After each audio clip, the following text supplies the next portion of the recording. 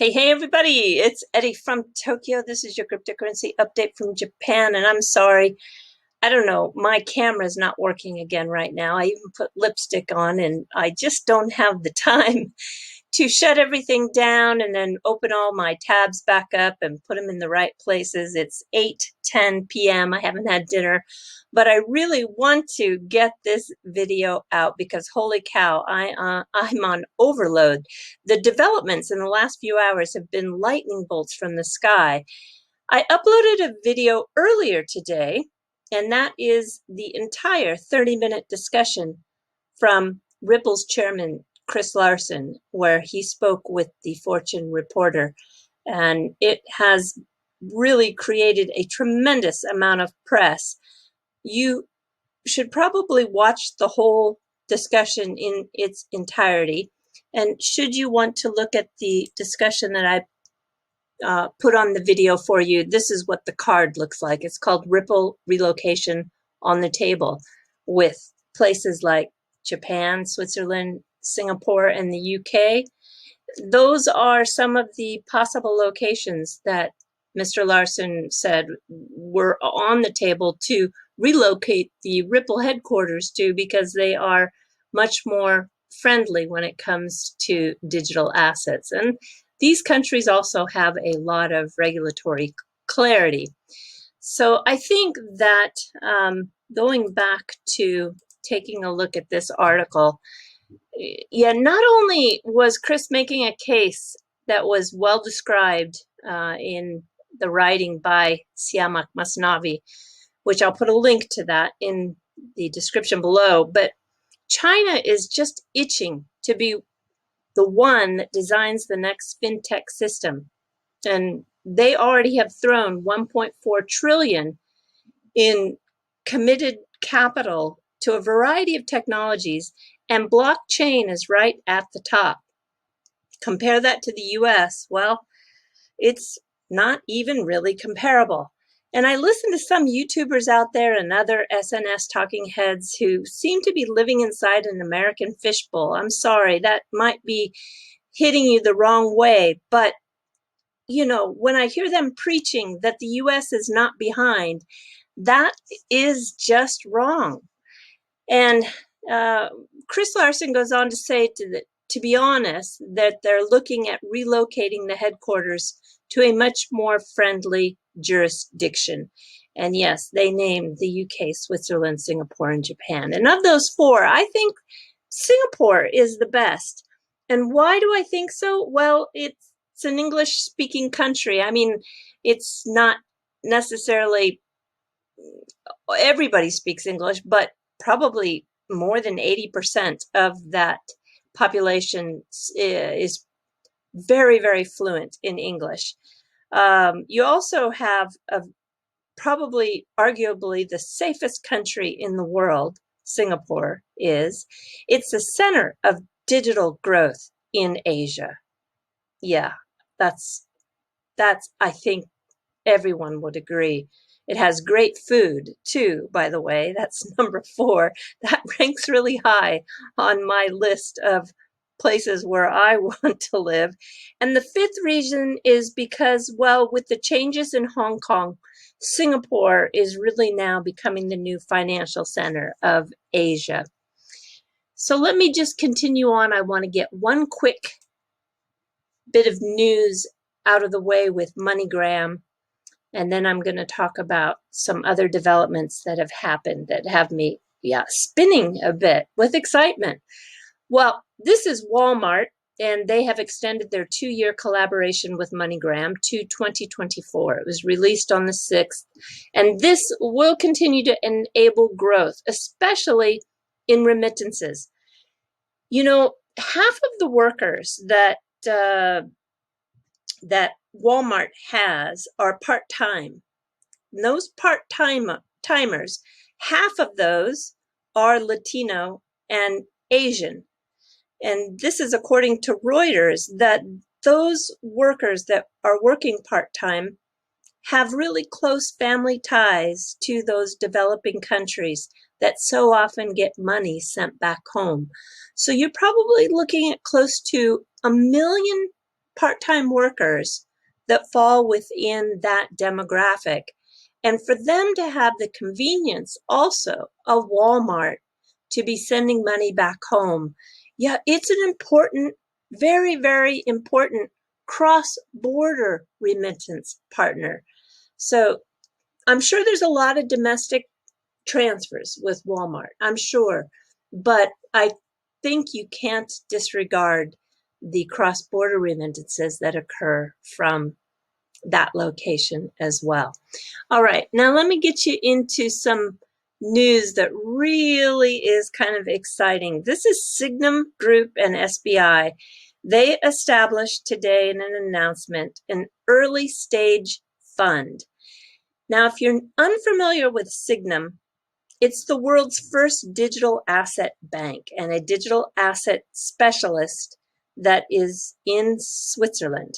They have a Swiss banking license. They also have a capital market services license in Singapore.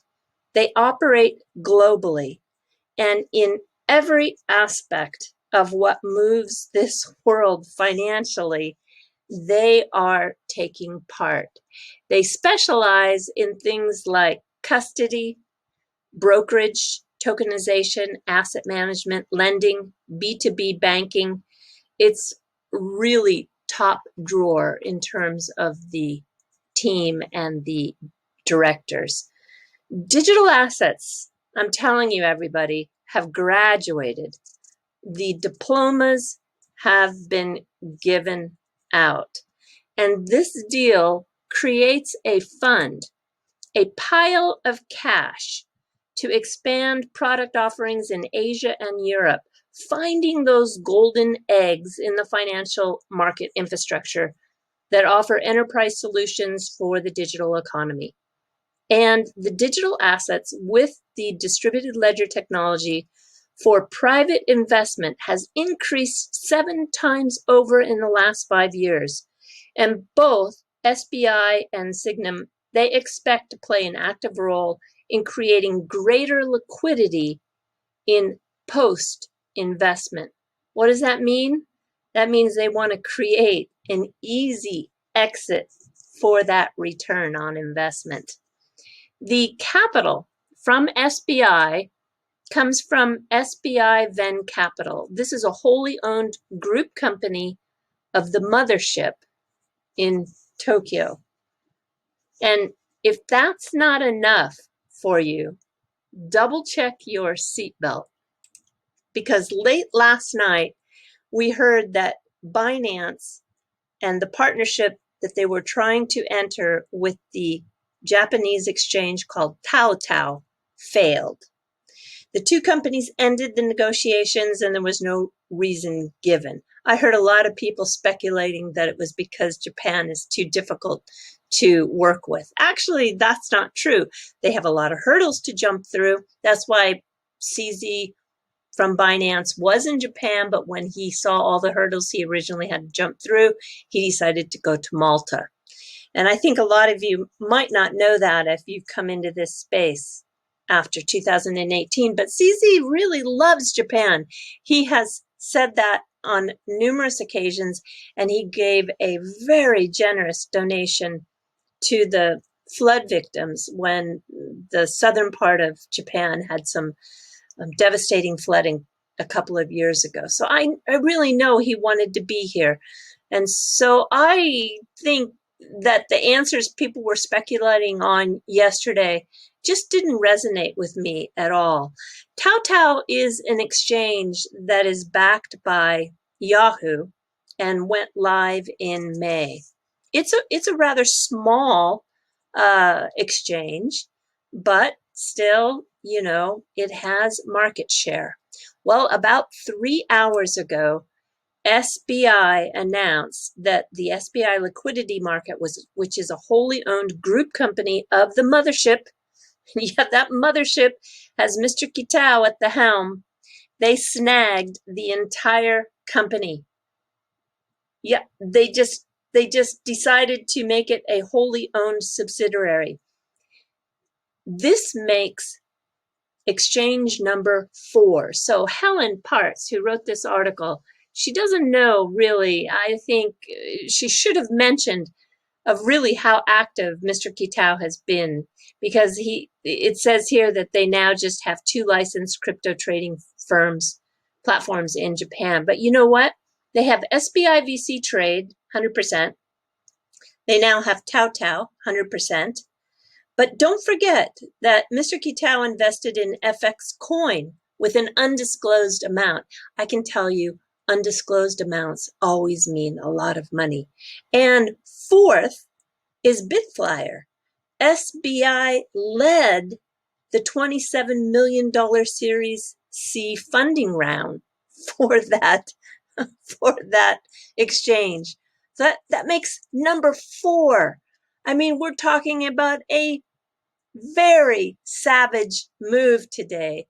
I see it as keeping CZ out. Now, for what reasons? Well, I need to think a little bit more on that.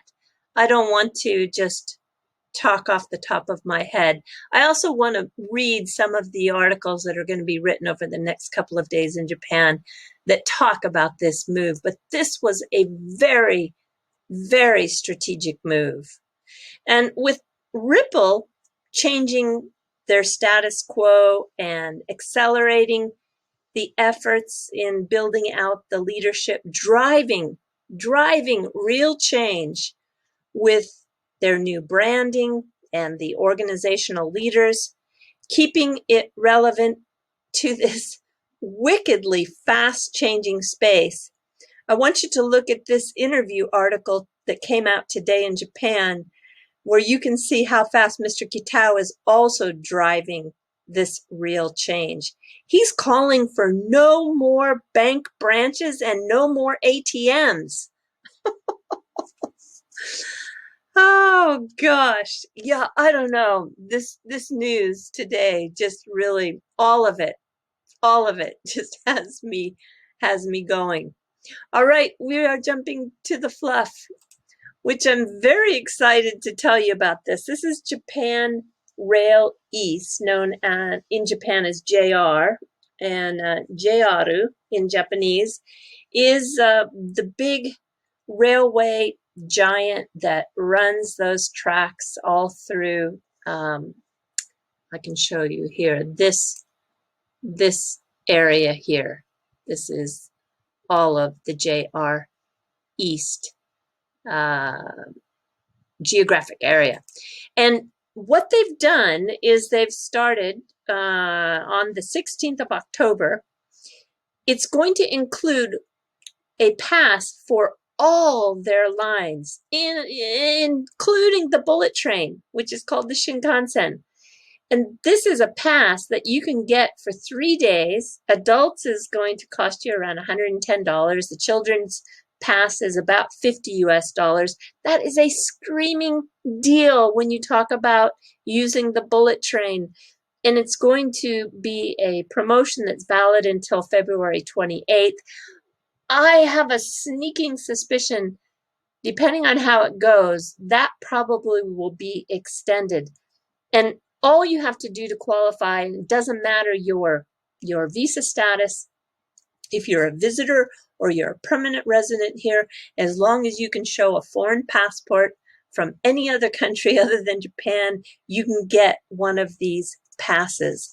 So I want you to look at these possibilities. Yeah, let's look at these possibilities. Okay, so if you can see my mouse moving, which if you're driving, please don't look, but this is Tokyo right here. And this last weekend, I was here in Yaizu, that incredible commercial fishing area.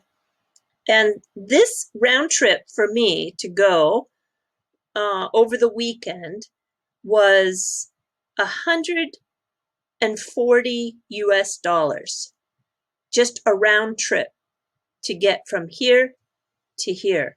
So you can see that with $110, and you can have 3 days of going anywhere that you see on this yellow portion of the geographic map.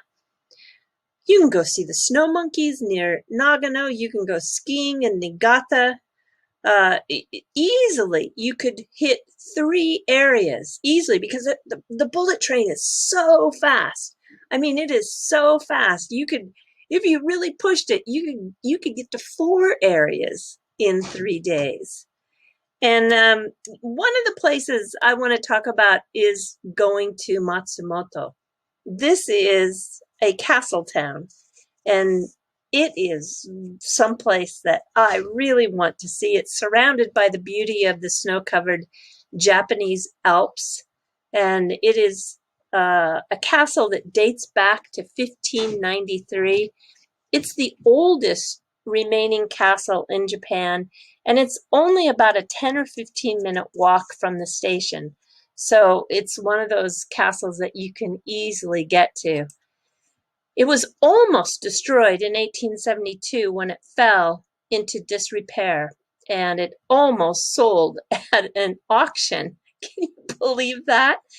Yeah, it was during the Meiji Restoration when, everybody just wanted to make everything modern.